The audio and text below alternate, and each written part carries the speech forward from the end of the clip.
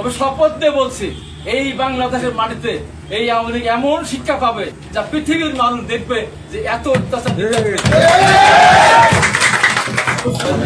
যে আজকে যিনি মুক্তি পেয়েছেন তিনি আজকে নতুন রাজনৈতিক নেতৃত্ব নয়, বরং এরশাদ বিরোধী আন্দোলনের এক কিংবদন্তি তুল্য ছাত্র নেতা, যিনি তৎকালীন যে সংগঠনে ছিলেন সেই সংগঠনের একবারে সর্বোচ্চ পর্যায় পর্যন্ত তাকে অনুরোধ করেছিল আন্দোলন থেকে বিশ্বাসঘাতকতা করানো। কিন্তু সেদিনও তিনি যে নীতি নৈতিকতার বলিষ্ঠতা দেখিয়েছেন এবং জনগণের কাছে, সাধারণ ছাত্র সমাজের কাছে যে কমিটমেন্ট, সেই কমিটমেন্ট রক্ষা করতে গিয়ে তার সর্বোচ্চ ব্যক্তির কথাকে উপেক্ষা করে নৈতিকতার যে আদর্শ স্থাপন করেছিলেন সেদিন, সেখান থেকে তিনি বিচ্যুত হননি। সেদিন যদি তিনি ন্যূনতম সেই ব্যক্তির কথায় তিনি যদি কিছুটা সরে যেতেন তাহলে এরশাদের পতন সম্ভব হতো না। সেই হাবিব ভাই ক্রমাগতভাবে জাতীয়তাবাদী শক্তির সাথে সংশ্লিষ্ট হয়ে এমন এই ফ্যাসিবাদী সরকারের জুলুম নেই, নির্যাতন নেই যা তিনি ভোগ করেন। অসংখ্যবার কারাগারে, অসংখ্যবার তার উপর শারীরিক আক্রমণ, পাবনায়, ঢাকায়। তার বয়স, তার জাতীয় নেতৃত্বের অবস্থান অনুযায়ী এই পর্যায়ের একজন ব্যক্তিকে দলীয় সশস্ত্র আওয়ামী দলীয় সন্ত্রাসীরা যে আক্রমণ করতে পারে এটা আমার চিন্তার বাইরে। সেটাও তার উপর একাধিকবার দলীয় কর্মসূচি পালন করতে। তারপরেও এবারও তিনি আরেকটি দৃষ্টান্ত দেখিয়েছেন।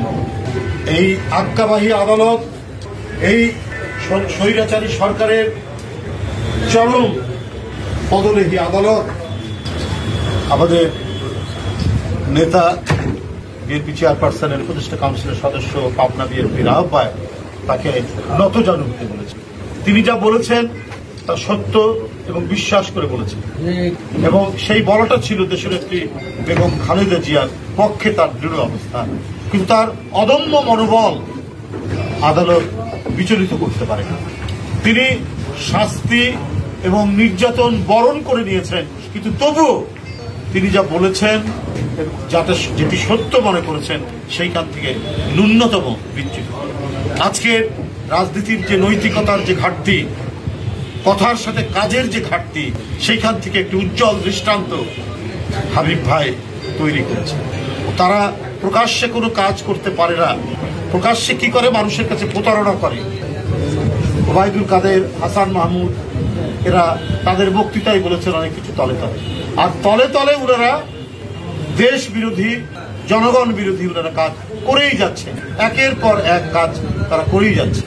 সেই দিক থেকে বিবেচনা করলে আমি বলবো যে বিএনপির একজন কীর্তিমান নেতা হাবিবুর রহমান হাবিব আমাদের সকলের কাছে নৈতিকতার, আদর্শের, সত্যের এক আলোকবর্তিকা হিসেবে।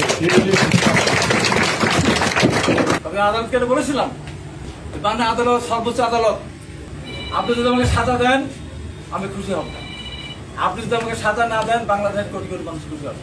তবে আপনার কাছে আমার প্রশ্ন, আমার 4 বছরের 2 বছর আমরা 15 জন সাধারণ ভাই সহ বেলাল সহ মনির সহ, এর উত্তর কে দিবে? এর উত্তর আপনার কাছে আমি চাই। কেন এই সাজা আমাদেরকে দেওয়া হলো? যেখানে গাড়ি পড়ে নাই, গাড়ির চেসিস নাম্বার নাই, গাড়ির নাম্বার প্লেট নাই, গাড়ির মালিক নেই, সেই মামলা আমাদের সাজা দেন। এই সাজা কে উত্তর? আমরা যারা মুক্তিযুদ্ধে গিয়েছিলাম, তারা হিন্দু বাজারে আওয়ামী লীগ করতো, সেটা বাড়ি বাড়ি গিয়ে তখন আর্মিরা অত্যাচার করতো। এখন সেই অবস্থা বাংলাদেশের প্রতিটা ঘরে ঘরে আজকে র্যাব পুলিশ, আজকে ডিবি পুলিশ, তারা গিয়ে বাড়িতে অত্যাচার করছে। বাপদের আমাদের সুন্দর বেড়ার একজনকে মেরে ফেলেছে, বাপকে ধরতে, সেটাকে ধরতে গিয়ে বাপকে ওই বলেছিলাম একই অন্যায়। এই জন্য কি আমরা মুক্তিযুদ্ধে গিয়েছিলাম। তা আমি বক্তব্য বাড়াবো না, এইটুকু বলতে চাই, আমি বিশ্বাস করি জনাব তারেক রহমানের নেতৃত্বে, ম্যাডামের নির্দেশনায় এই সরকারের পতন আমরা ঘটাবো। এদের কোনো অধিকার নাই। আজকে থেকে আমি শুরু করবো, দরকার আবার জেলে যাবো, সত্য কথা বলবোই।